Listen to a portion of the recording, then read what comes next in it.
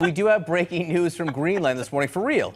The government of the autonomous Danish island says that Greenland is not for sale. Now, why this announcement from Greenland? Because the Wall Street Journal was the first to report yesterday, since everyone else has mashed. The president has been discussing the possibility of buying the island of Greenland, purchasing it from Denmark. Now, we should note, Greenland history experts and eagle-eyed viewers have noted President Truman wanted to buy Greenland for $100 million after World War II. This has happened before, but President Trump now, in 2019, apparently has asked aides to look into it, and the White House counsel's office has. As ridiculous as it seemed on its face, there is actually some global strategic interest in controlling Greenland. We did during the Cold War because of its position in the Arctic. China and Russia have both tried to make a play for a dominance up there in the Arctic because it controls shipping routes and with missile defense and things like that for the United States. The Pentagon has eyed Greenland in the past. But unfortunately, because the President of the United States has also made comments about how wonderful a resort could be in North Korea, people are like, is he eyeing the shores of Greenland now to put a Trump casino up there? We have a picture of what that might look like, courtesy of Twitter, that has mocked it up. That is what Greenland would look like. The internet always wins. But I just wanted to add that there is, it's not just some random, like Trump wants a casino there. There really is a global strategic reason for it, and has to do with Russia and China. Typically, when the bomb squad goes to a scene like this, what they initially will do is send in a unit to X-ray the devices. And that's how we know now that from that initial response with the X-ray that these devices don't look like to be, these pressure cookers rather, don't look like to be devices. Typically in an X-ray they would see wires, they would see some sort of alteration to the pressure cooker to make it some sort of bomb, right? So that's why you're seeing the bomb squad now getting dressed, because now they can actually go in and get their own eyes on it. So that's where we are right now in the investigation. But you've seen those pictures, right? And I want to give some context to the viewers here.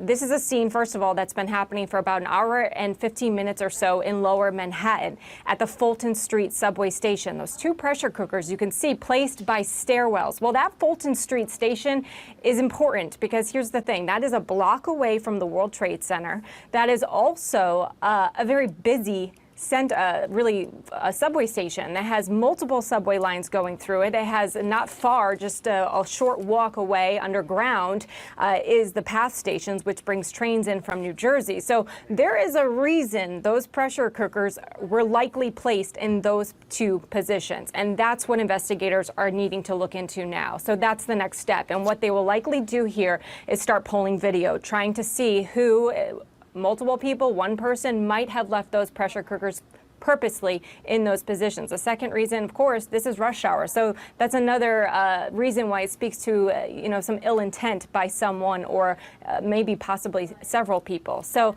that's part of the investigation right now. That's what the bomb squad is doing. But there are also investigators there on the scene trying to get more answers as to who might be behind this. And then separate from that, guys, it's important to remember who knows if there are others, right? We have two in a very busy section of New York City during rush hour. So now they need to start keeping their eyes open, trying to listen to any calls that might come in if there are others in the city. So this certainly is something that's alarming to the NYPD. And while the response is massive down there, it's the investigation is far from over, guys. That's such a great point, Bryn, because sometimes they think it might be a dry run.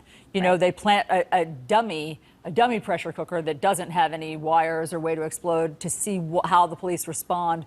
I mean, I know the police think about these things for the future, but I'm so glad you brought up the cameras. I mean, we always hear about how New York is sort of lined with cameras. They should be able to, God willing, crack this code pretty quickly in that area. There should be a lot of cameras. I mean, I wouldn't be surprised if they already have a good idea. I mean, that's how fast this operation usually happens with the NYPD. But listen, we're just speculating at this point. But like you said, Allison, that could be a dry run, or it could be, hey, these are a dummy. Bring all your resources to this area. Oh, here's a live one in a different part of the city. These are all questions that investigators are asking themselves right now and looking into. So that's why this scene is massive with the bomb squad, with the emergency services unit. There are probably likely federal agents there on the ground as well, just helping out.